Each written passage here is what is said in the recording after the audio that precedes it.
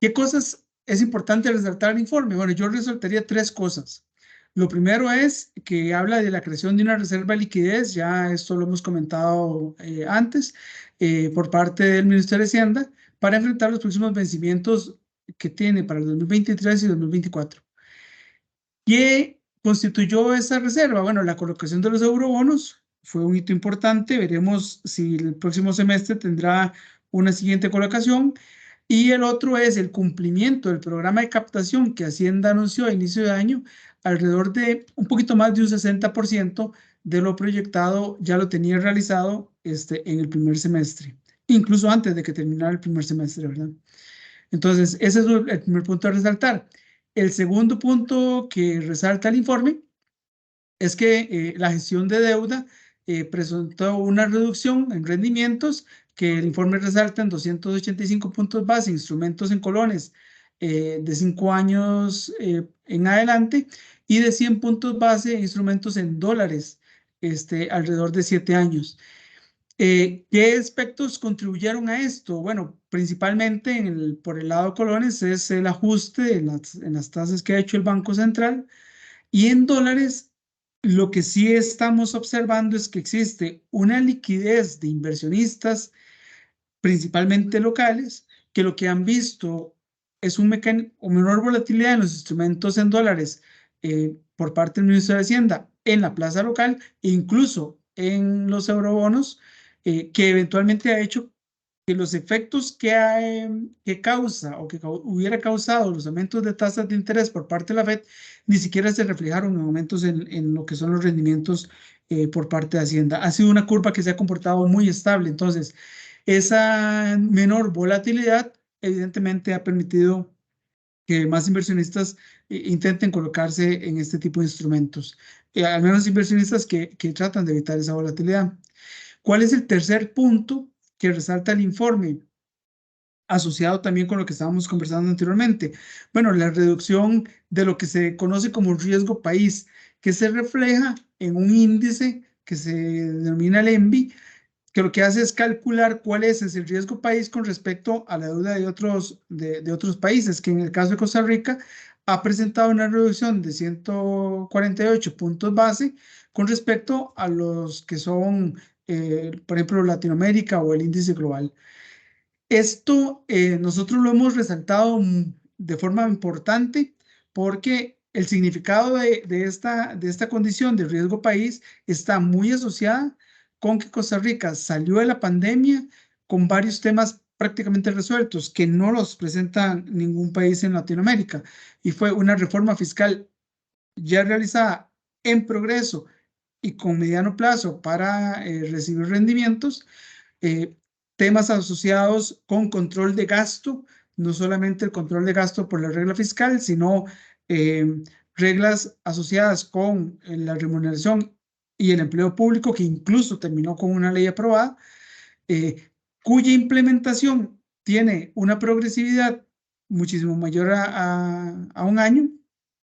De hecho, va a llevar bastante tiempo implementar, que lo que hacía era aplanar la curva de gastos. Entonces, son temas que eventualmente son importantes mencionar y que al final de cuentas se reflejaba en un acuerdo con el Fondo Monetario Internacional que establecía una ruta fiscal tanto para lo que es el endeudamiento como para el gasto de mediano y largo plazo, con indicadores puntualmente negociados. Es decir, ahí es importante resaltar que la negociación que se hizo con el fondo, asociada con una estructuración del gasto del Estado. Yo creo que la estructuración o la reestructuración más importante del Estado que se ha hecho en los últimos años, con respecto a lo que es el gasto del Estado y a lo que eventualmente ha permitido que Costa Rica tenga una mejor perspectiva a futuro.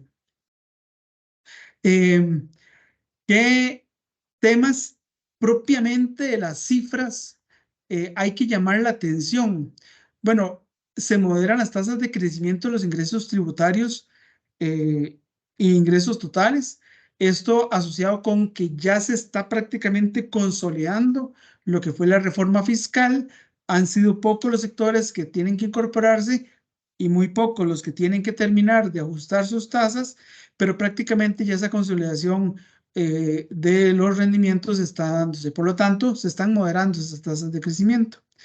Eh, Otro tema es que a pesar de que el gasto total, el gasto corriente y gastos de intereses presentan tasas de crecimiento relativamente bajas con respecto a las tasas históricas, aquí será importante ver cómo se comporta el gasto final o estas cifras de gasto con respecto al crecimiento de la economía, que esa más bien era la crítica, no es que tengamos tasas bajas o altas, sino cómo se comporta el gasto del gobierno con respecto a las tasas de crecimiento de la economía.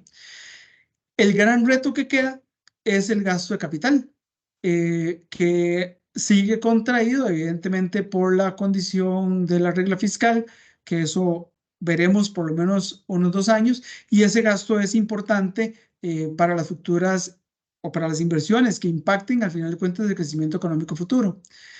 Otro gran reto es la gestión de la deuda para impactar principalmente el gasto por intereses.